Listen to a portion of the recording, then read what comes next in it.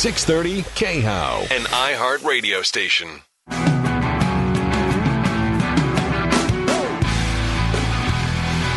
right, I told you that was going to be a quick break. I am Ross Kaminsky, for those of you joining us by phone. Morning host here on 630 KHOW, doing double duty this evening, back for our third Ready, Colorado gubernatorial town hall, this time with businessman Doug Robinson. We'll spend a little more time on education, and then we're going to move on to some other things. You already answered a question about tenure. That was excellent. One thing I want to jump into with you, and you've talked about this a little bit. In fact, we talked about it a little bit just now off the air. What are your thoughts about two different things I want to talk about, actually? STEM, and then the other side of that, but still kind of technical, is this idea that college maybe isn't for everybody. So kind of vocational technical training. Let's start with STEM. Donald Trump just made a push about this. What are your thoughts? And maybe you can bring up Kids Tech as part of your answer. Yeah, absolutely. Thank you. So, Donald Trump did do something really good today about STEM, and we focused on our Facebook page. But I started several years ago with some others an organization called Kids Tech, and over the years we've taught over 15,000 kids from poor and disadvantaged families technology skills so that they can thrive in the digital age. And I'm a huge believer in STEM. It is absolutely vital in order to get the jobs of the future. And right along with that is this idea that college is not for everybody. That, college is for most of our kids, and we don't want to start tracking them when they're 2 years old. This is a college kid, and this one isn't, you know what I mean?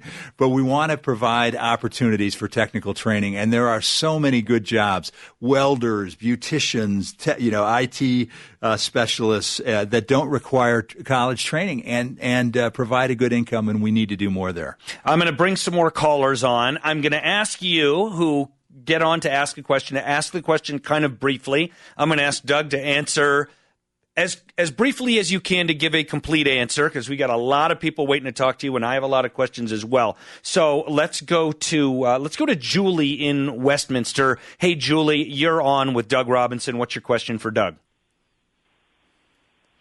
Julie, you with me?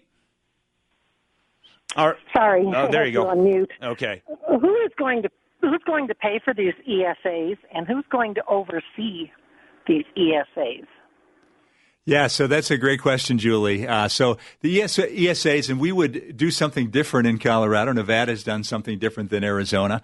But the way that they've done it there is to say that you can put up to $2,000 of your own money. So it's the parents that are putting that money in, and it's like a 529 plan in that it grows tax-free, the dividends are tax-free, and so on. And then the state matches at a certain level. And so that's what they've done in Arizona. They've also had a cap in terms of income levels where people can put that money in and so on. So we need to look at all of that. So the state would match it to a certain amount, the money that the parents themselves are putting in to help their kids in their education. Thank you very much for that call. And you know what? This is quite an interesting one, and especially because, Doug, before we went on the air, you were telling me about how much traveling you're doing around the state. And obviously, a lot of people feel like our current governor is governor of Denver. And so I think this is an interesting question. Marla in Delta, what's your question for Doug Robinson? Well, my question is, how do we attract qualified teachers to rural communities with the pay scale and the money that comes from the state? We've had a huge downturn in jobs here because of a lot of issues, and we have a charter school, which I'm sure is great, and I'm not against that, but we need state money to help encourage especially new teachers to come qualified teachers. Thank you, Marla. Let's get Doug to answer that question. How do you get good teachers to rural parts of the state? And Marla, Delta is a great community, and I'm going to be driving through Delta from Grand Junction to Montrose on Friday night. But that's a challenge across the state, and I think it starts with differentiation in pay and looking at, differentiating, as I said, the math teacher from the gym teacher, and having some incentive compensation. And so that is one way to do it. I think is to start to look at how you differentiate how you pay the teachers. So let's move into some other issues and some other things beyond education. And folks who are on the phone, if you want to ask a question of Doug Robinson, just hit *3 and someone will screen your call, and we'll try to get as many people as we can on the air. Oh, by the way, poll question result. The question was, should school districts create a merit pay system for teachers to reward top performers? 59% yes, 12% no, 29% not sure. But one thing I figured out, because since 3 was not sure, some people accidentally hit 3 when they're trying to hit *3 to ask a question. So usually not sure is overstated. The bottom line is yes beats no, like 5-1 on this question, as it should. Okay, so Doug, let's. When I was looking at there was recently a Denver Post article about you when you announced you were running for governor. And what kind of struck me was the very first sentence of that article. And what struck me even more was the first 2 words of the first sentence of that article. And the first 2 words were Mitt Romney's. And it said, Mitt Romney's nephew, Doug Robinson, is running for governor of Colorado. So first of all, just so people have the picture, what's your relationship within the Romney family? First, let's get that out there. So Mitt's my uncle. That's true. So Mitt is the surprise baby in his family. There's 4 children, and my mother is his older sister. I think she's maybe 12, 13 years older than him. So he is right in between us in age. I grew up with him. I mean, in the same family, large family, but a close family. Okay, so now I'm going to broaden this out into a different kind of question, and that is, you are a true political outsider, never held office before as far as I know. Is that correct? I was elected as a delegate at large to the RNC. That's it. Okay. So I'll say you've never held office before. And yet you come from what people might call sort of a well-known, quote-unquote, establishment family, whatever that really means. How do you see those 2 factors? Like, in a way, obvious outsider, but strong ties to establishment. How do you see those things playing as factors in an election in Colorado right now? And they play in my life, and they're both. So I'll just tell you that while I am very close, I love my uncle, respect him, I had a different life than he did.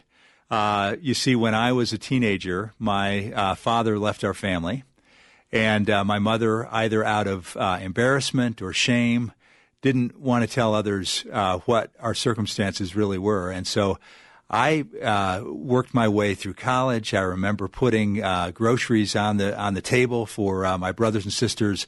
That caused me to have a real soft spot for the underdog, for those that really have to make it on their own. Even though it's kind of a paradox in a way from this family. And clearly my family, my grandfather came from nothing, made a success of himself, believed that you give back. That's really, without that, I probably wouldn't be doing this. So I feel that pull to make a difference. But I do feel that I'm an outsider. I haven't, I'm not my uncle. A lot of this, we've had different experiences. And I feel like my business experience, my community experience has prepared me to be the leader of this state. We are talking with Doug Robinson. You're listening to the 3rd Ready Colorado gubernatorial town hall. Ready Colorado, Colorado's conservative voice for education reform. You can learn more on their Facebook page, facebook.com/ReadyCOLO. I should mention, for those of you who kind of want to see what's going on here, right? Go to khow.com/town hall. And in addition to hearing us over the phone, or if you got to walk away from your phone, you want to be online, you could hear us and see me and Doug right there. I'm looking at this video. We look fabulous, Doug. We look absolutely fabulous. Now, actually, I want to jump to an issue that I probably haven't brought up too much with other candidates, but it's something you've been talking about more than other candidates, and that is marijuana. And I'm not looking really to debate you much on this. We probably have somewhat different opinions, but your opinion is the one that matters tonight. But one thing I would like to maybe start this off with is maybe a Smart Colorado and how that ties into kind of your whole family having interest in this issue. Yeah, absolutely. So after marijuana was legalized, my wife Diane went down to the stakeholder meeting that Governor Hickenlooper had put together, and she came back and she said there was a facilitator there that had them rank what were their priorities in coming up with the rules for the new industry, and number 1 was consumer-friendly environment for the pot consumer, and number 6 was protect kids and public safety. And in our living room, she said, we got to protect kids. And so we started an organization, and we're not anti-legalization. That argument's over. Mm-hmm. In Colorado, it's about protecting kids, getting the tax dollars that we were promised, and shrinking the black market. Those are our priorities. So how would you go about, let's talk about 2 and 3. Everybody wants to protect kids. I imagine you've got ideas on that. But to me, again, as a business guy, are you saying we're not getting the taxes that we should be getting? And if so, are you saying it's because there's still too much of a black market? Or where are you going with that? Yes, that, and also the majority of sales in Colorado are in the medical market, even though most of those, I believe, people in the medical market, there's a certain percentage of people that are using, and this is mostly low THC, high CBD products that are showing that they've been efficacious for certain conditions. A lot of people that are in the medical market for recreational purposes and are not paying taxes. And I would immediately make one change, and that's what the state of Washington has done. And they've said, your existing physician has to prescribe it for you. You can't go to the dispensary and say, what doctor should I see? You have to have an existing relationship with your doctor, and then he prescribes it. So going forward, that would be a change I would make. Interesting. Okay. Given that, I will debate you for a second. And keep in mind, Doug, I think you would describe yourself as a conservative. Yes. Okay. And I don't. Right? I'm a libertarian. Yep. So when I hear that from you, my thought is, what business is it of yours what an adult wants to do in the privacy of his own home? Like, let's stipulate no one should be driving stoned and no one should be giving it to kids. Why should anyone even have to go get a doctor's note to get a chemical they want? Because we've set up this marketplace. If it was all recreational, we wouldn't have this. People could do whatever they wanted to, and that would be great. But we have this construct of medical, and the taxes are either 0 or 2.9% versus recreational, where they're 25%. And part of the what we were sold on in this experiment going forward is we would get taxes, and that the black market would shrink. And neither of those have happened to the degree that they should. Okay, I think I understand your point a little more clearly now, which is you think that people are going to doctors who exist mostly to write these prescriptions in order to take advantage of tax rate arbitrage between recreational and medical? Yes. Okay, thank you for that. Let's bring on another call on a different topic. Andy in Colorado Springs. Andy's got a question that a few people have interest in this kind of issue. Go ahead with your question for Doug Robinson, Andy. Andy, if you got us on mute, better take us off. Earth to Andy. All right, we will move on from Andy, and I'm going to go to this line here. This should be Johnny in Colorado Springs with a similar question. Johnny, are you with me? Yes. What's your question for Doug Robinson? What is your position on the Second Amendment? Okay, thank you, Johnny. What's your view on the Second Amendment? And I will add the question that the previous caller wanted to ask, which is, would you attempt to overturn the limits on magazine size that were put in a few years back by the Democrats? Okay. So I believe in the inspired nature of the Constitution. And Second Amendment is a part of the fundamental piece of our Constitution. So I'm a strong supporter of the Second Amendment. I don't think I would I think there are higher priority items for me than to get into that debate day one in the Capitol over overturning the magazine limit. So I'd probably be fine with that law.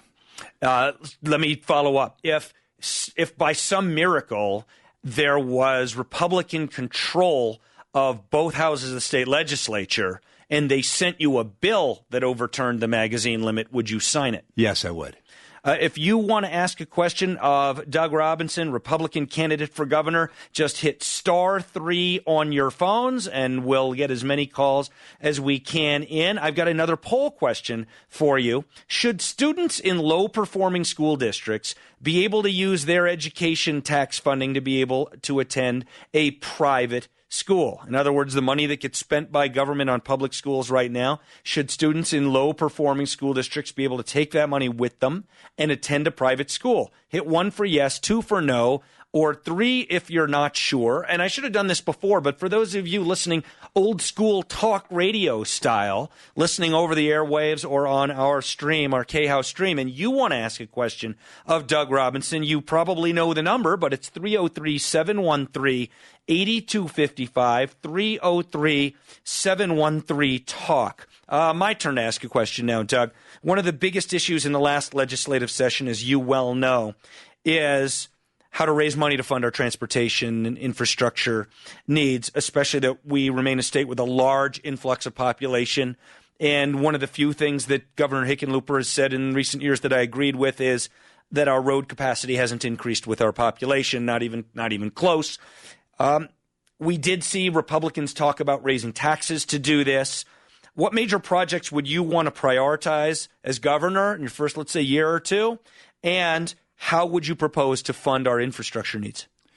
Yeah, so as I've traveled the state, this is actually, and spoken to all these Republican groups, this is the second issue that comes up more than any other. Number one is we want a candidate that can win. That's the number one issue. We're tired of not having a Republican in the governor's mansion. But we need to fix our roads. We need to fix them now. And this is a question of leadership. I believe that we've already identified these pain point projects, and it includes widening I-25 from Monument to Castle Rock. It includes widening I-25 from Longmont up to Fort Collins, expanding our mountain access I-70 and 285. There are also about 60 other projects around the state, Highway 24, Highway 50, Highway 37, others that need attention, bridges that are, and all of these could be fixed for about $3 to $3.5 billion. And if you do the math on it, that means about $300 million that we would then borrow, do in essence Owens bonds to have the money to begin soon on these projects. And I don't think we raise taxes to do it. We have a $28 billion state budget. We're talking about 1% of the budget. This is when CDOT, for example, is going into a new building this year that's costing them over $100 million for that new building. State of Florida, they looked at outsourcing their road maintenance. The highest bid was 12% beneath what they were spending already. I think we look for savings opportunities within CDOT, within other parts of our state government. We prioritize roads, and we get it fixed immediately. One quick follow-up before we hit a next break. And again, those of you joining by phone, *3 to ask a question, or if you're listening over the airwaves and want to call our KHOW lines, 303-713-8255. Doug, you said you wouldn't be looking for a tax increase to fund the roads. If a tax increase came to you from the legislature, would you sign it? Or are you flatly against any tax increase? That wouldn't be where I would start, right? Down the road, if there was some particular project that was tied, I might look at that. But in terms of an increase in sales taxes today to fund our roads, no. That's not where we need to look. We need to look within efficiencies in government and within CDOT and prioritize these projects. We're going to hit a quick break. When we come back, we will take more of your calls. And again, *3 to ask a question, or you can give us a call in the station at 303-713-8255. You're listening to the third gubernatorial town hall brought to you by Ready Colorado, Colorado's conservative voice for education reform. And when we come back, Doug, I want to ask you about campaign finance, and I also want to ask you about health care, one of the largest issues, not just in Colorado, but across the country. We'll be right back with Doug Robinson.